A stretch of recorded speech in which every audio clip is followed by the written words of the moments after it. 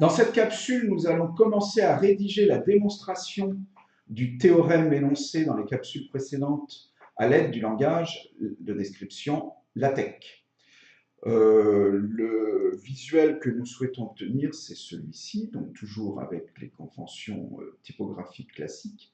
Le théorème est là, et donc la démonstration va suivre ici. Donc la plupart du temps dans les manuels de mathématiques, en tout cas ceux qui sont réalisés à l'aide de LaTeX, le titre démonstration est en italique. Les références aux équations, on a déjà parlé, les équations sont numérotées systématiquement. Pour pouvoir faire référence, donc, en l'occurrence ici, là on parle de l'équation 3, ici de l'équation 2. Alors on va avoir des puissances, des indices à déterminer, des points de suspension, il faut savoir réaliser cela. Il y a encore un terme mis en emphase. Et voilà, là c'est la fin de le petit signe qui signale la fin de la démonstration. Alors ceci dit, il manquera une étape qu'on verra dans la dernière vidéo. La démonstration n'est pas encore tout à fait achevée. Alors, le code de la dernière fois, c'était celui-là. On avait établi le théorème. Et donc là, je vais rajouter un environnement, alors un environnement proof comme preuve, démonstration. Le voici. Alors, ça démarre là.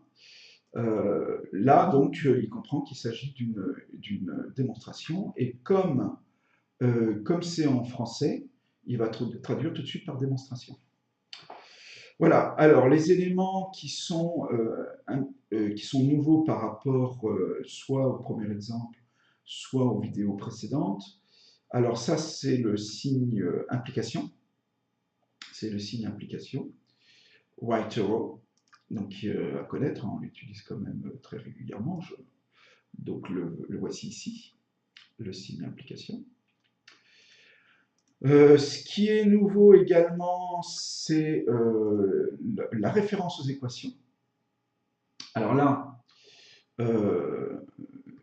la référence, alors il faut que je vois où est énoncée ici, cette équation-là. Alors vous remarquerez d'ailleurs que les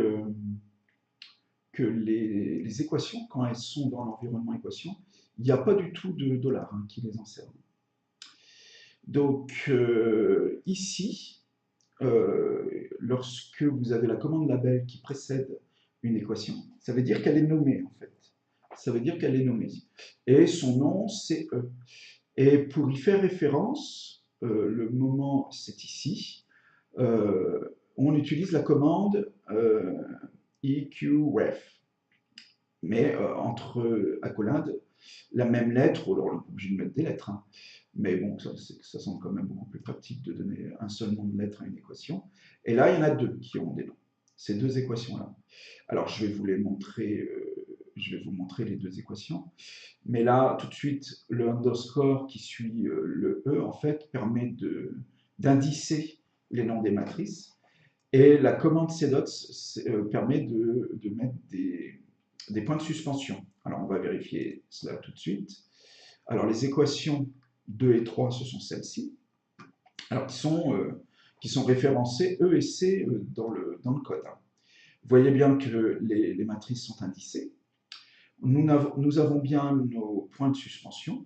Et la référence, je reviens dans le code, la référence qui est ici, la première, la référence à l'équation E et la référence à l'équation 3 ici fonctionne bien. Hein, la matrice particulière C définie par l'équation, je retourne dans le code.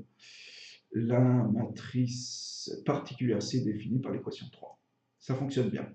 Et je n'ai pas du tout eu besoin de mettre des nombres. Voilà. Donc ça, c'est l'élément important de cette capsule, la référence aux équations. Je crois qu'il n'y a rien de nouveau. Si le le small skip, ça permet de créer un espace vertical qui sera le même à chaque fois on évoquera la commande small skip.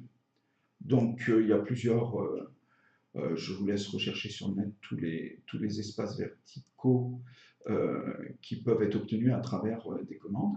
Et donc là, la fin de la démonstration se signale, comme pour toutes les fins d'environnement, par la commande end et le nom de l'environnement, proof. Et c'est ça qui crée ce petit carré qui signale, qui est le signal typographique de la fin d'une démonstration. Donc le début c'est ici et la fin c'est là. Voilà.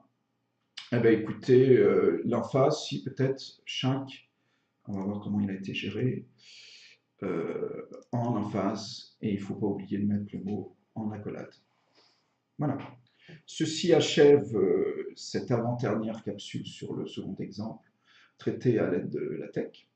Je vous remercie de l'avoir suivi et je vous dis à très bientôt.